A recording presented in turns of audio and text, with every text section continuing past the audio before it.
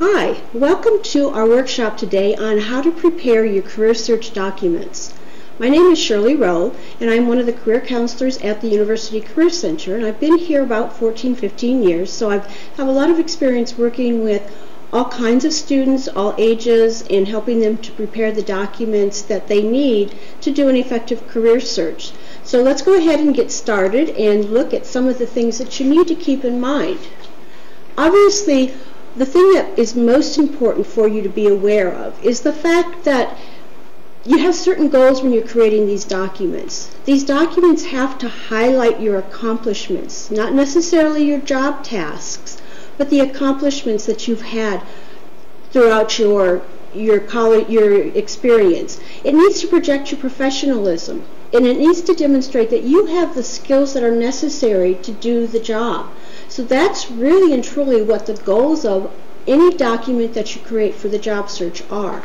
So you need to keep those goals in mind as you set about creating the document. Remember that there's not really a right way to do a CV or resume. A lot of people think that they have to create it a certain way, a certain format, but that's really not true. It's all about making it easy for the reader, the employer that you're sending this to be able to find the information that's most important.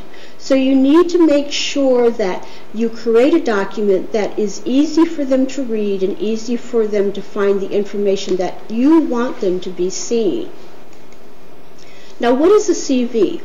A curriculum vitae is derived from the Latin, and it means the course of one's life or career. So a CV is going to include a lot of information that may not be available on a resume because it does document all of the work that you've completed and all of the work that you want to be represented on your CV and on your document. So how do you decide whether you have a resume or a CV? Which one do you need to create?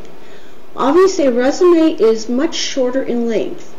No more than 2 pages is the general standard, and the content is really more inclusive. It has a summary of the skills, experiences, and education that you've completed, but again, it's very concise and short, and its purpose is to obtain employment or an interview.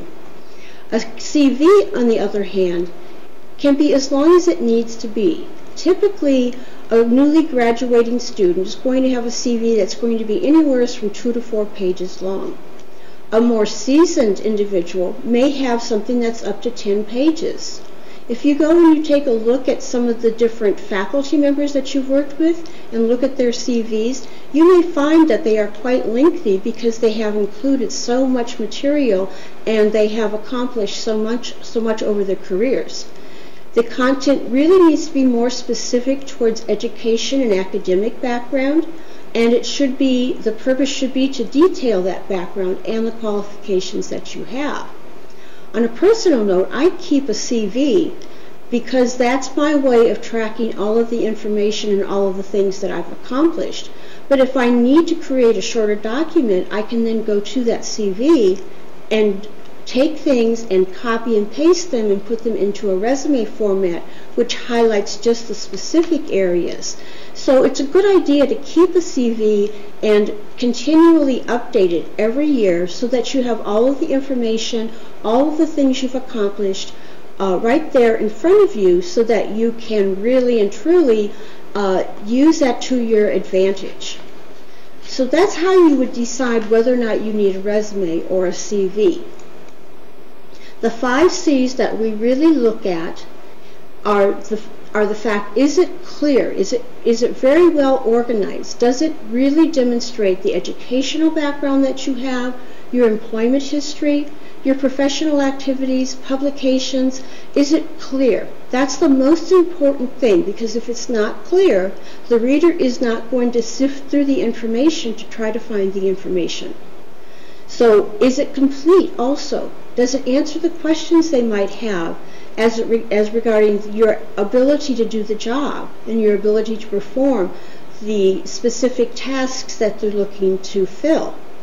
It needs to be consistent, particularly in the formatting area. You don't want to have one section bolded and the next section isn't. You don't want to have one in all caps and the next one isn't. So you need to be very consistent in your formatting, because that's going to make it easier to read, and it's going to make it easier for the eye to follow along in the information and find what is necessary. It needs to be very, very concise, and that's one of the other areas that people typically have a problem with. Is it the relevant and necessary information included? Is it concise and easy to read and find the information? And then, of course, it has to be current. You need to have it up to date. So make sure that you go in periodically, whether it's every 6 months, maybe it's at the end of the year. Most people have to do performance evaluations. That's a good time to go in and update your CV on an annual basis. It's a way to train yourself to keep the information current and up to date, so that if you find a position that you're really interested in, it's pretty easy to go in and apply for it, rather than having to go and create a whole new document. So it's really important to follow these 5 C's, because they really are the things that are going to help make that document, whichever it is, whether it's a resume or a CV, it's going to make that document much easier for you to find, and for the employer to find the information that is most important for them to know about. So what are the components of the resume or CV? And I'm combining the two of them because some people will opt to do a resume, but for the most part you need to have that CV in place so that you can pull the information from it to create the resume. So we're going to talk about them kind of together, because you can have that option then to pull the one that is most relevant or most appropriate for the kind of position that you're applying for. Obviously, the first thing you're going to need to have on there is your contact information, your full name, any other name that you may have used throughout your education process. So if somebody needs to go in and needs to check on that, they're going to be able to find you. A mailing address, so that if they need to send documents to you, and that frequently happens in the employment process, they'll need to send you maybe letters to complete or forms to complete. So make sure that you have a current mailing address on there. An email, and make sure that it's a professional email. We see many different email addresses out there that are very questionable as far as whether or not it's really and truly a professional email address. If you have to, go out and create a new email. Gmail has free email accounts. Go in and create something that's very professional, that's just your name perhaps, or something that's very easy for them to realize who it is that they're sending it to. And then, of course, phone numbers. If you have multiple phone numbers, then list those and indicate which ones are which. Work numbers, cell numbers, home numbers, so that people know, which might be the best way to reach you. If you are currently employed, you might not want to put a work number on there if you're seeking another position, because you don't want, a potential employer calling you at the workplace. So keep that in mind if that's something that is applicable. Now, what are the sections on the CV or resume?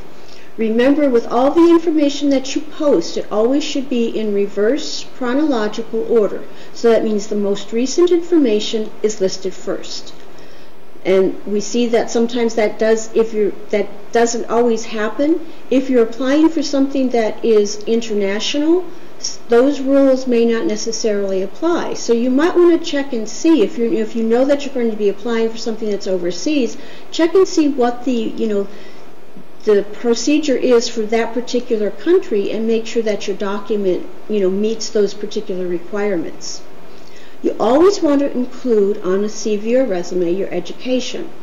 On a CV, that's always going to be the first thing that you include. On a resume, you may not necessarily include it first, but it definitely should be included on there, because that's something that they're going to want to know about you. On a resume, you're going to list the most compelling information first. So education may not necessarily be the first thing on that resume, but on a CV, it always should be the first thing. Any honors and awards that you've received, very important, especially on the CV, because they're looking for your academic preparation. They're looking for how well you did in your academic work, and those are the things that are really important to list on that CV. Your professional experience, obviously very important. You can actually list it out separately. If you're applying for a teaching position, you might want to list a separate section on teaching experience.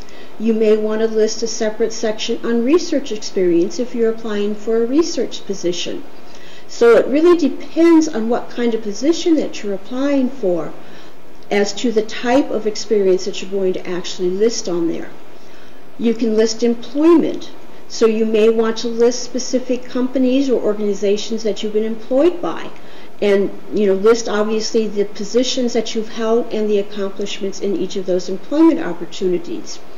I've had some PhD candidates, some graduate students who've asked me, well, if I have employment that isn't related to the kind of position that I'm applying for, do I still list that on the resume or CV? And my reply to that is you always want to list it, and then you want to try to see how can I make this applicable to the kind of position that I am applying for, and then draw upon those experiences and accomplishments and really focus on that when you're putting it on there. Any extracurricular activities that you've been involved in are really important because this can demonstrate leadership, it can demonstrate teamwork, it can demonstrate organizational skills. A lot of different skill sets that are transferable can be attributed to the extracurricular activities that you've been involved in. Leadership is another skill set that might be demonstrated through that. So make sure that you include any extracurriculars on your resume or CV. Volunteer experience, again, another area that you can demonstrate transferable skills, and also can demonstrate commitment to a particular area. So you may want to, you want to include that as well. And then, of course, any interests that you may have, particularly on the CV, which might help them in making that decision about whether to bring you on or hire you for that particular position. So make sure that you include that information as well. Other areas that you may want to include on the CV or resume: an objective. What is it that you're looking for? Giving them some idea. And you might say, well, they know what I'm applying for because I have that listed. But perhaps they have multiple positions open, so it's a good idea for you to post in there what it is that you do have, what you want this to accomplish in the position that you are interested in applying for. Any certifications and licenses that you have, if they're appropriate to the kinds of positions that you're looking for. So if you have a teacher certification, or if you have a licensure that is related to one of the science disciplines, you would want to list that. Again, as I mentioned, professional affiliations and activities. So affiliations, what kinds of organizations are you a member of? And particularly, in grad school, you should be affiliated with some of the professional associations that are related to the content area that you're pursuing. So you want to make sure that you are joining those organizations so that you can be a part of them and learn from them and actually get more information that's related to the career that you hope to pursue. Service to the community or the university is really important on the CV because that's one of the areas that they look for when they are looking to hire somebody in an academic or in higher education area, is what kind of service have you performed with the university? What have you given back to the university that makes a unique contribution to that establishment? So make sure that you include that information. What kind of areas are you interested in as far as your research is concerned? That's a huge factor, especially if you're applying for an academic position, because they want to know what you are interested in pursuing and researching. If it falls in line with the areas that they are interested in, that's going to make you a much stronger candidate. And a lot of people tend to forget to put that information on there, and it's really important for a CV in particular to have your research interest listed on there. Any of your publications, your presentations, especially if they are invited presentations where you've been asked to come and do a presentation on a particular topic, those are things that you want to include as well. And then anything else that might qualify you for the position that you're seeking, whether it's technical qualifications whether it's something that's just a language qualification. Those are things that are really important to include on that CV or resume. And then again, other headings to consider, again, professional objectives. Some of the coursework that you've completed might be appropriate because it might help to include that, to show that you have a real interest in the area that they're looking at. Again, research interest, publications, and include your works in progress. Not everything may be published in a very timely manner. So maybe you've worked on something, you've submitted it, but it hasn't been published yet. You still can include that on the CV. The affiliations, again, I encourage you to join organizations, find organizations that are appropriate for the disciplines that you want to be pursuing and that you are most interested in, because those are things that are going to really guide you, in finding the opportunities that might be out there for you. Again, service to community, university. Your thesis and dissertation abstract is another area that a lot of people tend to forget to include on that CV. So make sure that you have a brief abstract of what your dissertation was about. That helps to clarify what some of your other research interests may be as well. So let's look at some of the specific sections, because I think it's helpful to take a look at each of them individually. I'd like to talk about them in general first, and then I'd like to go back and look at them specifically, because that helps you to see what exactly you need to include on each of those areas. Obviously, the first one is education. You list your most current education first, including work that's in progress. So if you are working towards a degree, that would still be listed first on the CV. You can include any kind of diploma distinctions, like if you were cum laude, summa cum laude, magna cum laude. Include a GPA on there as well, because in grad school you don't typically get the distinctions, but you do have a GPA. So make sure that you have that information on there for all of your degrees, because that can help them to see what kind of academic career that you've had. Make sure that you get the school's names correct. We see that all the time. And for here at UTSA, the official name of the school is the University of Texas at San Antonio. And most people don't put on the, but that's actually a part of the official name. So make sure that you get the school's names correct, because that's something that really shows your attention to detail, and it shows that you have actually taken the time to find out whether that's name, it's spelled correctly and that you have the name actually correct. Remember that the degrees or the certifications that you've earned are what's important, not the time that you spent there. So you don't need to put down when you started working on a degree and then the ending date, okay? All we really want to know is what is the date that you completed that degree, or what is the date that you anticipate completing that degree. They don't need to know that you spent 7 years. They don't need to know that you spent 5 years on a particular degree. That really isn't that important. Only the date of completion is what's important. And then again, on your CV, you're going to include your thesis or your dissertation title. You're going to have a short abstract. When I say short, I mean 2 or 3 line abstract of what the dissertation was about. And sometimes that's hard because you've spent so much time working on it that it's hard to condense it into 2 or 3 lines. But you really don't want to give them all the information. You want to give them just enough information to make them really want to go in and talk to you more. So you give them just a tidbit of information, just enough to whet their appetite and say, I really want to bring that individual in to find out more about that dissertation. Because if you give it all to them, then they don't need to bring you in to talk to you. And that's where you're going to do your selling job. You can also, again, like I said, include research interests. So maybe you have other research interests other than what you did your dissertation on. And include that so that if they have that particular interest at their institution, it's going to make you a better fit for the position that you're actually applying for. Honors and awards. Make sure that you list the most recent first.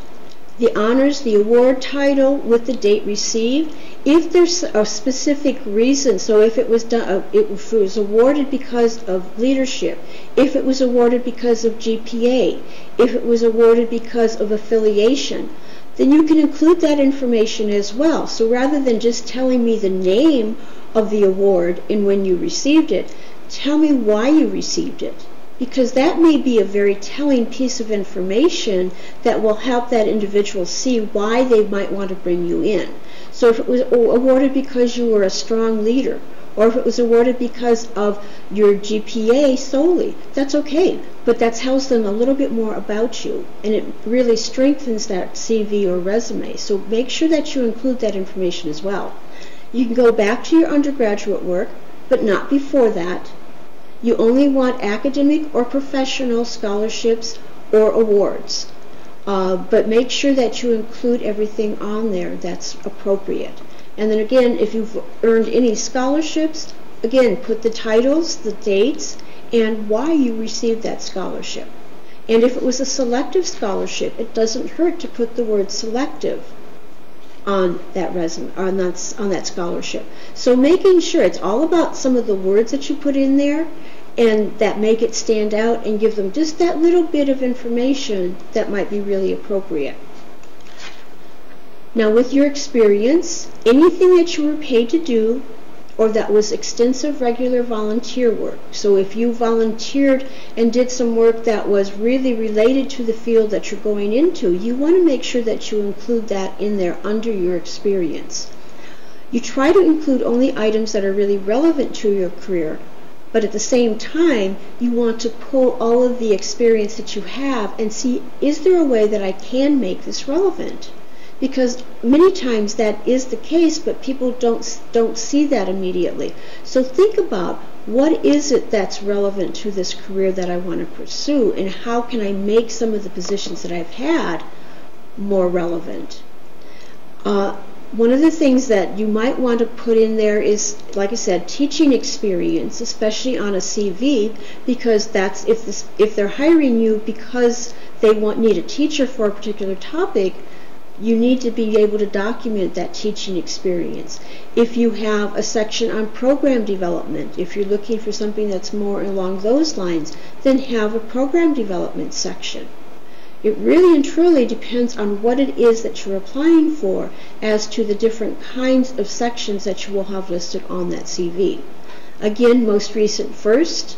And if you're listing research as part of your experience, include the lab experiences that you participated in, so that you make sure that that information is really relevant and really very dominant in that resume, so that they find that very quickly and easily. Again, with your affiliations, only those that are current. You can do an alphabetical listing, or you could do something that is more things that you are more active in, and then include the dates of your affiliation as well as any positions that you may have held, because that's really important to the people that are reading that. So if you're an editor for a magazine, that's an affiliation for one of the journals that are out there. Make sure you put that in there. That is something that will really support your candidacy for any of the kinds of positions you may be applying for. Any kind of activities, past and present, most current first, primarily those that are very specific to your academic or research career, but they can include other things as well. It can be school or university-sponsored committees too. So maybe you weren't actually a member of an organization, but you were a part of a committee as part of the university-sponsored committee that helped in hiring or reviewed textbooks or a variety of different tasks that you may be, associated with. But those would be activities that you could list there as well. And then if you have a role in there that demonstrates your leadership or your teamwork or some of those other transferable skills, then include that role as well. Again, research experience is really important, particularly if you're applying for a research position.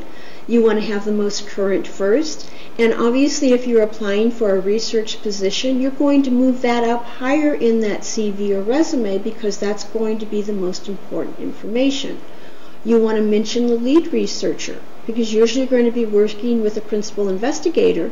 They're going to be the individual that's going to be responsible for that, but you are still a big part of that. and they may want to be contacting that individual. So you want to include that information as well. What are some of the results of that research that you've been involved with? What are the techniques that you used? Whether it's specific lab techniques, maybe it's just a method that you used, and if you gained grant funds for this research, include that as well, because that talks about your ability to, obtain grants, and that may be very, very important in any academic position that you might be applying towards. So make sure that you include that as well. Presentations and publications. Generally in reverse order of publication, most recent first. And like I said, if you have something that's still in progress, but you've been working on it, then you want to include that, and then you just include in parentheses that it's in progress, because that tells them it hasn't been published yet, but this is something that you've been working on. You always bold your name in the authorship so that they find it easily. And like I said, you can include anything that's been submitted, that's pending, whether it's a publication or a presentation. And make sure that you have copies of those publications or presentations, just in case they're asked for. So if you happen to go for an interview, you would want to take those along with you as a part of your portfolio that you take when you go to an interview. But make sure that you have all of that information together. You always should keep copies of any of the publications that you submit. You should have copies of the actual printed volumes so that you can produce that if you need to. And then any presentations that you've done, you want to include that and have copies of that. Even if you just did a poster session, you want to have some of that documented as well. That's considered to be part of your presentations. So make sure that you have that, documented as well for yourself. Any additional skills, anything that you feel qualifies you and that can be verifiable, you should list that under additional skills or additional qualifications. Any language fluency. And what level of language fluency do you have? Are you fluent? Are you conversational? Are you proficient? There's a variety of different levels that you might want to include as far as your language fluency. And then, of course, technical skills are very relevant, and particularly if you are in a CS or engineering capacity, those disciplines, they want to know what types of skills that you have. And so you may have a whole section that just addresses the technical skills that you have. But even for other disciplines, SSPS, very important for people to know that you have that skill set and what level of skill that you have with that particular program. So think about some of the different technical skills that you've developed over the course of your degree program and make sure that you include that in there as well. Any credentials? So anything that might be a licensure, any education, certificates, most recent first, and any postdoc work that you've been participating in, that should be part of your credentials as well. So some technical points to consider. You want to make sure that you number your pages. It's going to make it easier. They drop it, kind of figuring out what order it goes back in, you don't want them to have to be worrying about that. So number your pages, it just makes it easier. Put headers with your name in it, because that way your name will then show up on every page, and that way, if things get mixed up, they know who it belongs to, and you can include your page number right there with your name. It makes it very easy for people to put the document together, especially as it gets a little bit longer. When it's 2 pages, it's not quite as much of an issue, but when you get to a 10-page, CV, it really makes it much easier to have those pages numbered and able to find the information and put it in the right order. Make sure it's single-sided, white paper. Using bold, caps, and italics to draw attention to various levels of information is the best way to really draw the individual's name down a document. So you use the bold, or you use the caps, or the italics. Italics usually are used for sub-levels, but using the bold and the caps is a way to really let them see initially that you have experience in different areas, and it draws their eye really easily. So you could bold and cap education, You could bold and cap teaching experience. You could bold and cap research experience. And then initially, very, very briefly, within that 5 to 10 second initial review, they can see that you have education, they can see that you have teaching experience, they can see that you have research experience. And they can then go back and look at those more in depth. But initially, that bold and that caps helps to really draw the eye to where you want it to be going. And that's what's really critical when you're creating this document, is using those little techniques to help those areas stand out and make them see what it is that you have to offer to them. The font should be conservative, attractive, reader-friendly. Personally, I like to use Arial or Calibri because they are very clean fonts, easy to find the information, very easy to read.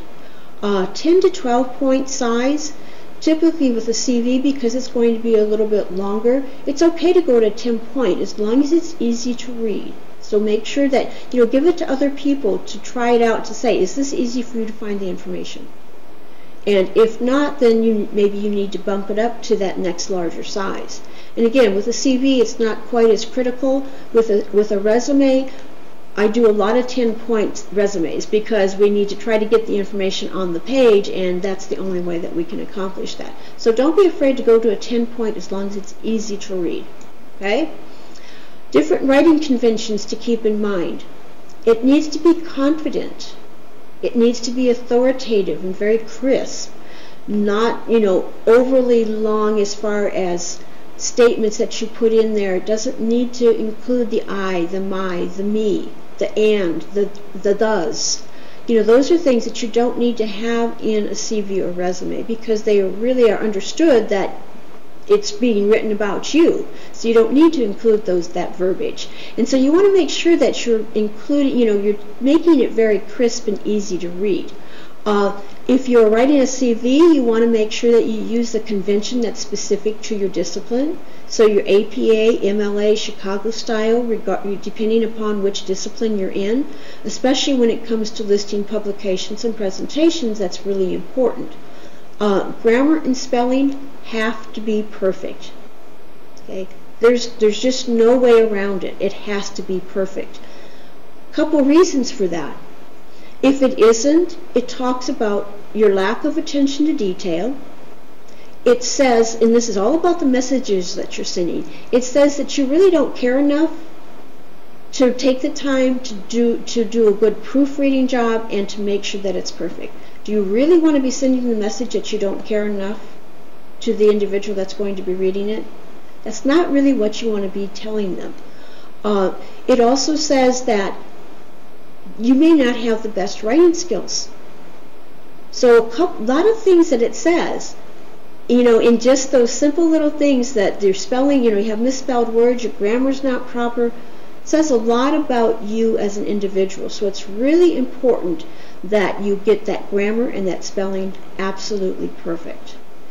Parallel structure simply means that you don't start one statement with a verb and you start the second statement with a noun, the third one with an adjective. Make sure that that parallel structure is in place because it makes it easier to read it. And typically we recommend that you start each of your statements with an active verb. So keep in mind that, is this talking about the accomplishment? Is it talking about the skill set that I have? And that's really what you want to be focusing on. And you want to be focusing, as I mentioned earlier, on your accomplishments, not the tasks that were a part of that job description, but about what you brought to the table, what you added to that particular position. That's what's really important, and that's what really talks about what you will bring to this new employer as well. So make sure that you're keeping everything very active and very accomplishment focused. And remember that any of the documents that you submit in a job search demonstrates your ability to write. And that's one of those skill sets that people think, well, I've never been a great writer and I never will be. Well, that may be true, but it's really a skill set that everybody needs to have when they're out in the workforce. So if you don't have the best skill sets, you need to keep polishing those, and you need to make sure that if you know that you don't have good writing skills, that you take steps to make sure that any of the documents that you do submit are really good indications of the abilities that you do have and the best, the best samples that you have available. Again, these are some formatting resources if you aren't real sure with them. Again, depends upon your discipline, but go in and use some of these different, tools. The publication manual of the APA, you should be familiar with that if you're in the social sciences, because that's the one that you typically are using. If you aren't quite sure how to find it, the library has copies of all of these that you can take advantage of, and you probably can find some of them online as well. But you want to make sure that you're using the format that's appropriate for your discipline. Now, here's a checklist. These are the things that you want to be asking yourself after you've created your documents. Is it readable? Is it easy to find the information? And is it, it's not too small of a font, it's not too much crushed onto one page. There have been times when I've gotten resumes to review and they've been in a 9-point font, and it's been like maybe 0.5 inches margins because they wanted to get it on one page. So now you have a 9-point document that nobody can read, but it's on one page. So that's not really the goal for a resume. That's not what's really important. It's important that you have the information on there, but it has to also be readable. Because if an employer gets something that they can't read, they're not going to bother to try to work through it. They're just going to toss it and say, forget it, I can't read it, so let's move on to the next candidate. And that's not what you want to happen. So make sure that it's readable. Make sure it's easy to find the information too. And that brings us to the second point. Well-designed, well-organized, and attractive. Attractive refers to, do you have enough margins on there? Do you have space in between some of your sections so that it makes it easier for people to find the information? Is it organized well, in that you're not jumping around all over the place with the information? So you have your topics, your headings set up so that it's easy to find the information. And I always tell people too to prioritize all of your information. So if you know that you're applying for a position that requires specific skill sets, making sure that those skill sets are listed first in the document. Those are just little things that make it better organized and make it better designed for the reader. So make sure you keep some of that information, in mind when you're creating your document. Are your categories clearly labeled? Again, that goes back to using the bold, the caps, and making sure that they can find it very easily. And make sure that it's easy for them to find certain sections of interest to them. Has it been printed with letter quality print? Nowadays, there's not really an excuse to not have a good quality print job on your resume.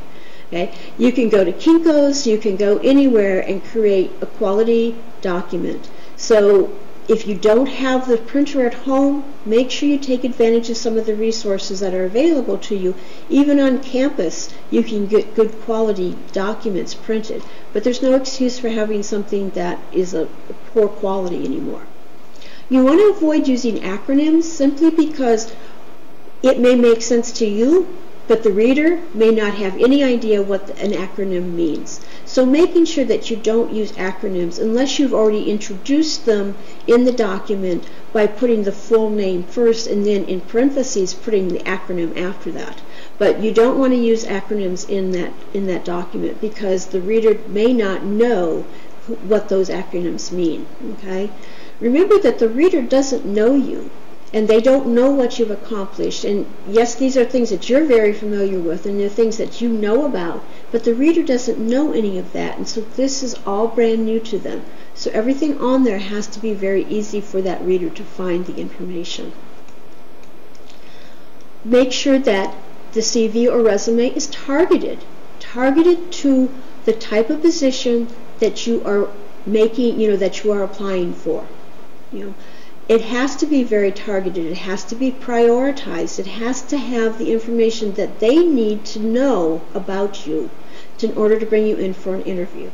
So the whole purpose of that CV resume is to get you into that interview so that then you can go in and you can present the information which, and that's going to help to get you the job. Okay, that's what's really and truly important. So it has to be very targeted to the job search or the academic search that you are conducting. Does that mean that you have to have everything in one document? Not necessarily. A lot of times with a resume in particular, I will tell students that they may have to have 2 or 3 different resumes, and they would all be targeted in different areas. So that maybe you want to do research for Southwest Research Institute. You need one that's more research oriented, but maybe you also are interested in applying for some of the pharmaceutical companies, or you're interested in applying for another type of a position. So each of those resumes, it's still representing you, but it's targeted towards the kind of work that that company or that organization or that institution is most focused on. So don't think that you have to have just one resume, because that's not necessarily true. Think about what it is that you're applying for, think about the skill sets that you have, and make sure that you target each of those documents towards those particular positions. And if you need help with that, we can certainly help you with creating those documents and helping you see some of the different areas that you might want to be targeting. Making sure that you've asked yourself who the reader is going to be, and is this information that I'm presenting to them going to be compelling enough to make them want to bring me in for that interview, and making sure that you're targeting the needs and interests of that particular employer.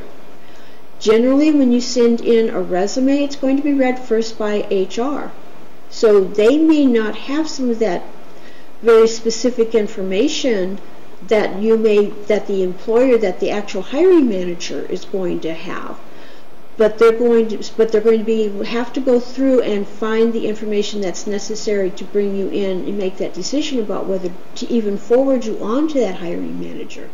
So making sure that when you ask yourself who the reader is, realizing that it's probably going to go through a committee, or it's going to go through somebody else before it actually gets to that hiring manager. So it has to be very explicit. Making sure that you're targeting the needs and interests of that employer. How can you do that? Well, first of all, by reading through the job description, looking at what kinds of things they're asking for, but also by doing some research on that company. Going in and finding out more about what it is that they stand for. What are the things that are important to them? If you're applying for an academic position, looking at the department that you're applying to and finding out what are the research interests of the professors there. What's their focus? And is my document saying that I have something that would be compelling enough to bring me in for an interview for that particular position? So you need to do a little bit of research before you actually create some of these documents, because you need to make sure that they're really focused and targeted on the positions and the employer and the employer's interest. So make sure that you do some of that research before you actually go in and create your document. Have you been completely honest with all the things that are included in the document? You know, we see this all the time nowadays, especially, with the internet. It seems like things seem to have come to the surface much more readily, but of people that lose their jobs because of things that they put on the resume that aren't true. You have to be completely honest with everything that you include on there, because you never know when somebody's going to take a look at that and say, well, I don't remember them being here. I don't remember them publishing that. I don't remember them doing that presentation. Now, might that be, the fact that you include a presentation on your document that maybe you didn't do, is that going to be enough to probably lose a job? We don't really know. So don't put yourself in that position. Just make sure that you don't include anything on there that's not absolutely true about you. Okay? After you have completed the document, make sure that not just yourself, but other people proofread it several times. You've worked on it for so long that you can anticipate what you expect it to say. So it's good to get somebody else to take a look at it, because they're going to see it with fresh eyes. They're going to see things that maybe you don't see. Ask them, do they understand what you're saying? Do they understand the statements? Is it easy for them to follow the information, and does it really target the areas that you're interested in? So always make sure that you have somebody else proofread it. And particularly, you can bring it over to the Career Center, because that's what we do for a living. And you wouldn't believe the number of times that we've had students say to us, man, am I glad that we brought it over to the office, because we didn't catch these things and we've been proofreading it. We've even had friends proofread it, and they didn't catch those things. So that's what we do. I mean, that's what we do for a living, and we're actually pretty good at that. And so we like to have students bring over those resumes and CVs so we can help them to make sure that they are professional and that they are, absolutely what they need to be. Another little tip for proofreading is to read it from the bottom of the page up, because then you're going to catch the words and the spelling, and making sure that it's saying what it's supposed to be saying. Because even if you rely on spell check, that isn't the best thing to rely upon, because it doesn't understand the difference between the word bear, spelled B-E-A-R, and the word bear, spelled B-A-R-E. It doesn't know the difference, and if you get it wrong, it can make a big difference in the application process. So make sure use some of those little proofreading tips, and make sure you have it really done by several people. And again, I can't emphasize that part enough, because it's really critical. If the resume is scanned, typically it's going to come out in a slightly different format, so you want to make sure that the most important things stand out if it were scanned. And keeping in mind that things like bolding and caps are the things that are going to really, when they're scanning it, it's going to be the most important things. And also making sure that you have the keywords listed, because that's typically when they scan it, they're looking for keywords. So making sure that you're pulling keywords from the application and keywords from the employer website, using that information and putting some of those keywords in that document. A lot of people will say, well, I didn't know I could actually go into the job description and actually pull some of the statements from there.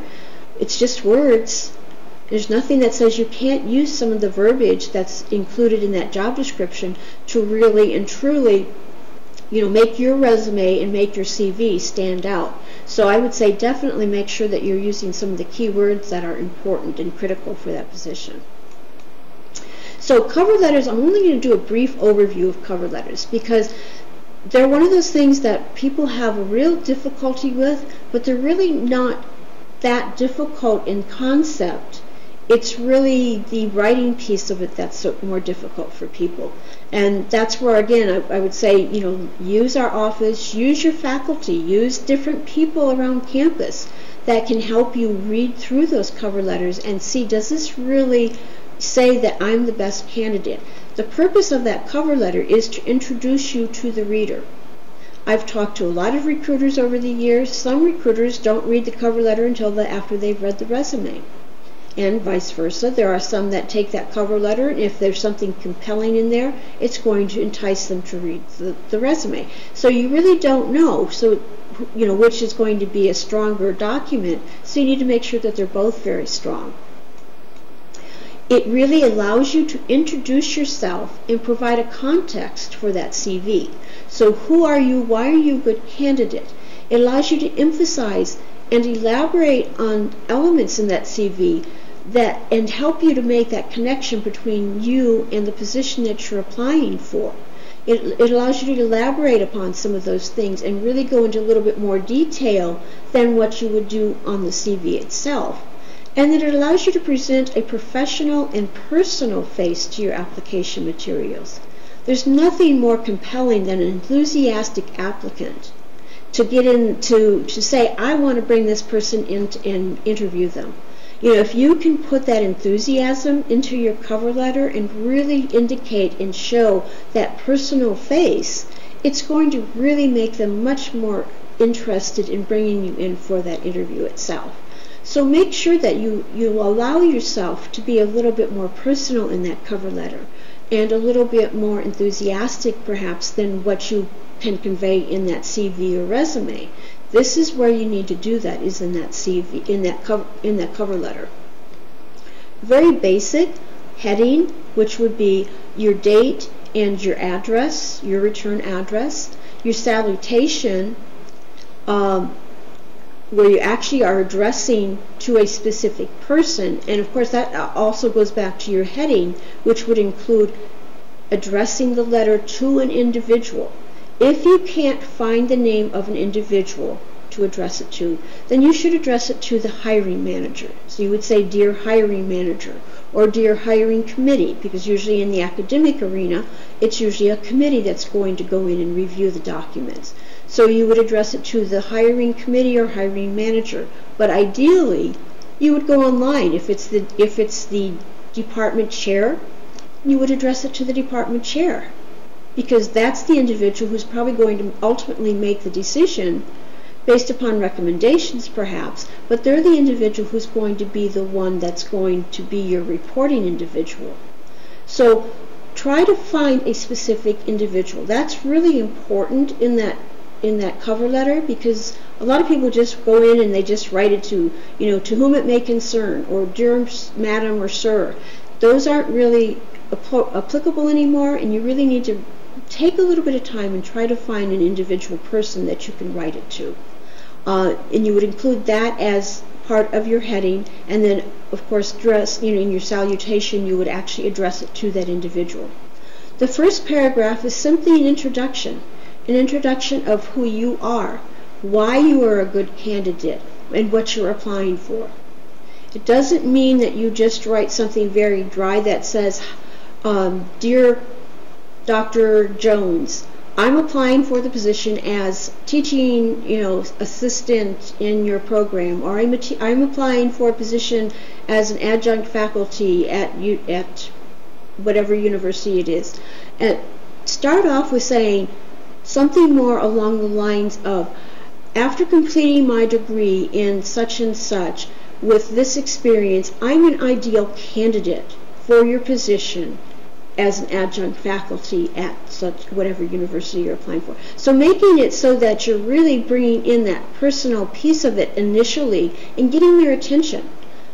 That first paragraph, that's the whole purpose of that paragraph, is to get their attention and make them want to bring you in. The second and third paragraph, if you need it, talks about why you're a good candidate. Here's where you could talk a little bit more about some of the research that you've done, or some of the teaching that you've done, some of the things that you've learned through the course of your master's program that really are compelling enough to say, this is why you should bring me into that position. The third, typically it's 3 paragraphs, sometimes it goes a little bit longer, but your third or fourth paragraph is how are you going to follow up? Or what kind of follow-up methods are you expecting? Do you want them to contact you? Are you going to contact them?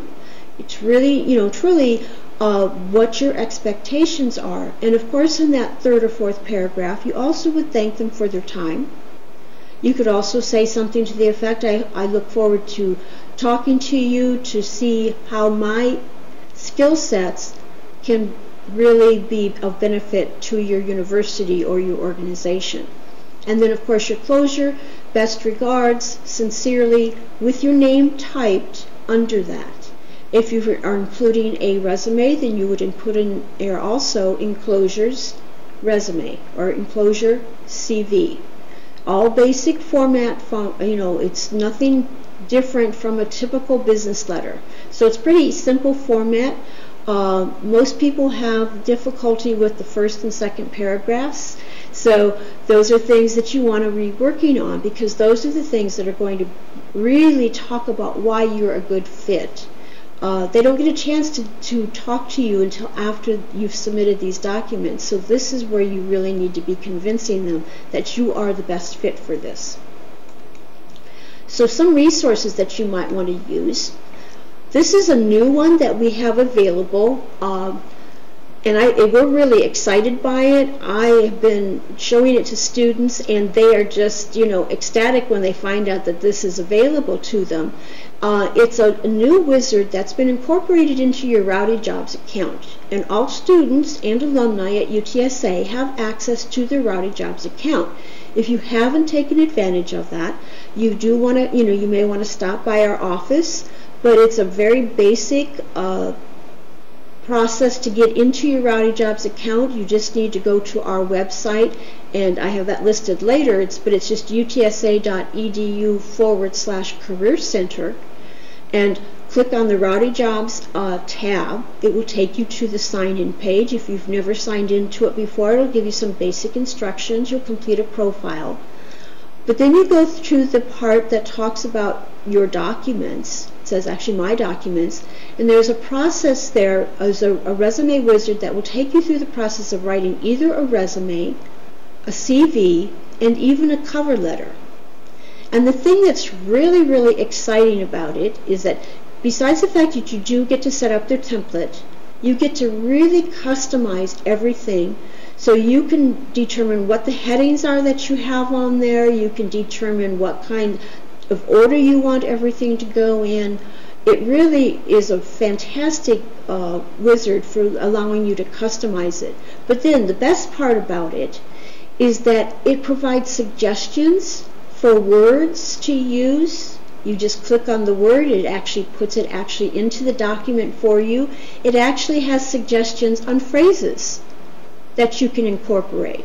So you click on, you read through the phrases, you find one that you like, you can click on that, it puts it in there. It has blank spaces, so maybe you need to take that, and change those blank spaces and personalize, customize it with the verbiage that's related to you, but it gives you the rest of the statement that makes it very simple to write these documents. So I would encourage you to go in and access this resource, because it really is a fantastic tool for you in creating either a resume, a CV, a cover letter. You can save the documents, you can save them to the Rowdy Jobs account, but you can also save them as Word documents, and they're available for you to use throughout the rest of your job search. And like I said, it's open for any students or alumni that are that want to take advantage of it. So I encourage you to go in and try those out, because they really make it so much easier. I really like it, and typically I don't like templates, and I typically don't like wizards, but this one is a fantastic one to use, and so I would encourage you to use it, because it makes it so much simpler for you. So that's one resource. I always encourage people to look at faculty CVs.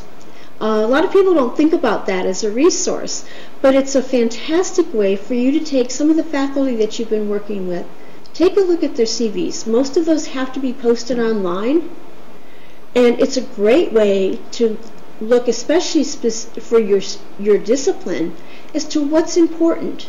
What are the things that they've listed on there?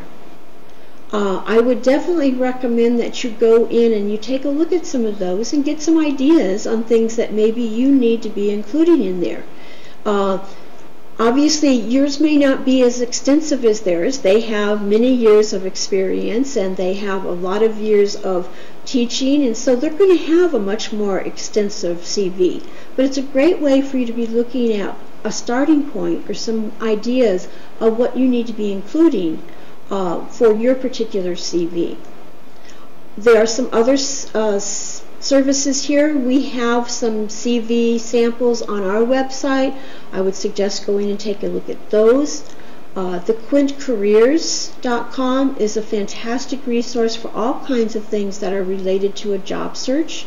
So I would suggest using that one as well. And then GradSchoolAbout.com, again, talks about grad school, but it also has some great samples of curriculum vitae. So I would suggest looking at those if you have, if you need to see some samples, you want to see what it looks like, you just aren't quite sure how to get started. All of those are other resources that are available to you as well. So I would suggest those, especially for the CVs. If you have questions along the way, the University Career Center is here to help you. That's what our role is to help students and or alumni throughout the job search process. So whether you're looking for your first job or your fifth job, that's what we're here for. And make sure you take advantage of the services that we offer, because they are a free service to you. They're part of the student services fees that you're paying if you're a current student. So you may as well take advantage of something that you're already paying for, just don't realize that you have available to you. We have two campus locations here on 1604. We're in the UC. right above the bookstore, so we're pretty easy to find. Just come up the stairs outside the bookstore, and we're right there at the top of the stairs. And then we also have a downtown location. That's available for anybody, especially if you take the majority of your classes downtown.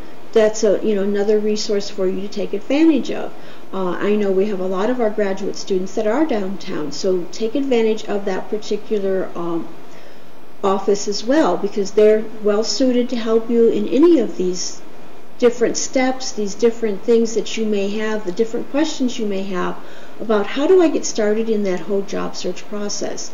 I know personally my own goal is to help students and to guide them and coach you so that you have these skills, because they're skills you're going to need for the rest of your life. It's not something that you just need to know how to do for today because you're graduating from school. It's something you're going to need regardless, and it's a tool. Your CV is a tool, and your resume is a tool to help you to see your professional growth. It's a tool that you need to have ready. You need to have it available. It needs to be current at all times, because you never know when that next opportunity is going to show up. And all of a sudden you need to have a document to present to somebody. And if you haven't been keeping it up to date, it makes it much more difficult. You might lose out on something. So we really encourage you to keep these documents and use them, and make sure that you take advantage of any of the services that we have available to you. So thank you for your time. I hope that this covered the information, gave you some good ideas and some tips to help you get started on writing that critical resume or CV. And don't forget that we're here to help you with anything that you may need as far as your job search. Thanks again.